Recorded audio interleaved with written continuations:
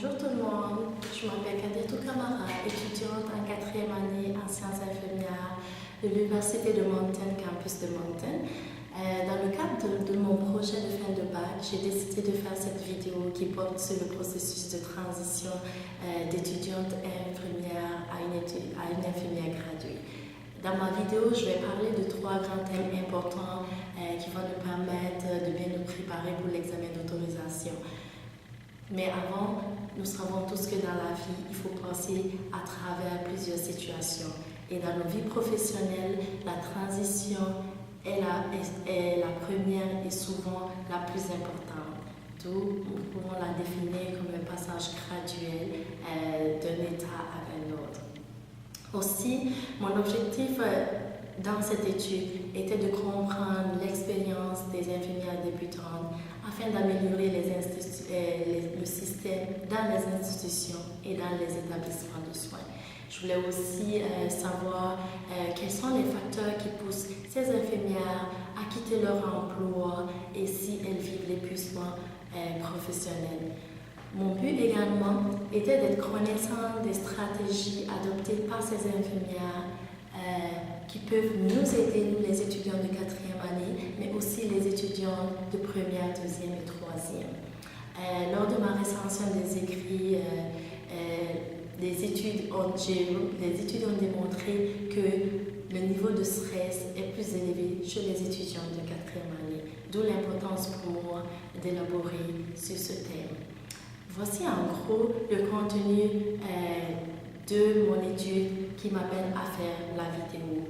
Restez dans quelques instants, je vais élaborer ces 3 thèmes. À bientôt!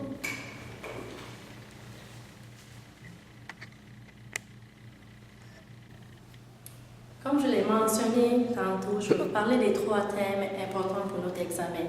Le thème numéro 1 va porter sur comment se préparer pour l'examen national. En premier, rassembler les documents nécessaires, les schémas des différents cours qu'on a déjà eus, puis les livres importants, comme les épreuves diagnostiques, puis les terminologies des abréviations. On doit aussi ramasser les documents de base importants pour la formation, les normes de la pratique, le code de déontologie, les soins de santé primaire et les déterminants de la santé. Le plus important dans le thème numéro 1 ici, c'est ne pas attendre à la dernière minute. C'est très important de ne pas attendre à la dernière minute. Pourquoi selon vous? Parce que le niveau de stress augmente et ça nous empêche d'avoir des idées claires. On ne sait plus où est-ce qu'on a mis nos documents. Ça fait 4 ans qu'on est à l'université et on se demande où est-ce qu'on a mis nos documents. Et moi, je suis l'exemple. Si j'avais à refaire mon bac, j'aurais fait des schémas de tous mes cours que j'ai eus de la première année jusqu'à maintenant.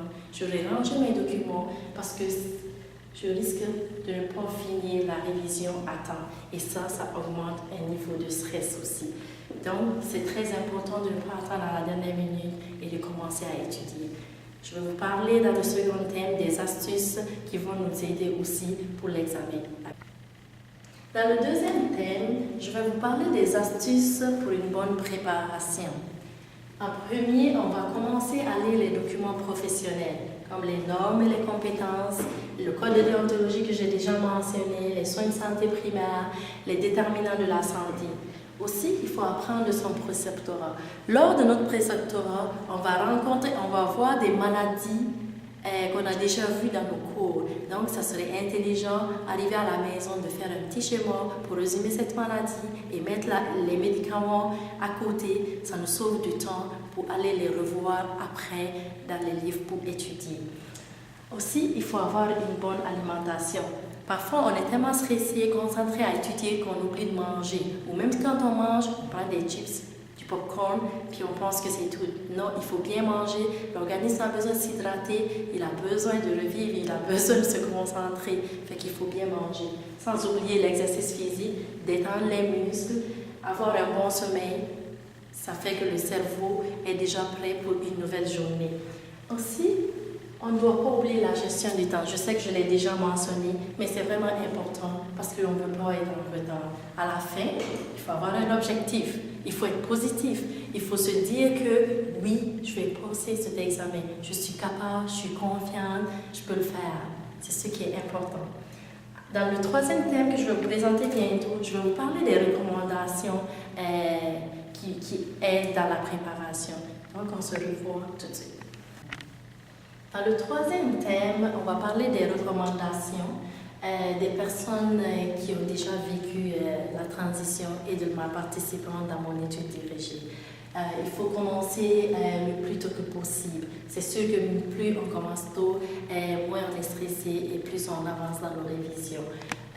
Aussi, commencer par la matière qui nous semble le plus difficile. C'est sûr que lors des 4 ans d'université, il y a toujours une matière qui vous a causé plus de difficultés. Peut-être que ce serait important de commencer par cette matière avant d'aller à une autre. La gestion du temps, je le mentionne toujours parce qu'il est encore important. Se pratiquer avec le livre de l'examen. Lorsqu'on ne répond pas bien à une question dans le livre de l'examen, il faut se remettre en question et analyser pourquoi on n'a pas bien répondu à cette question.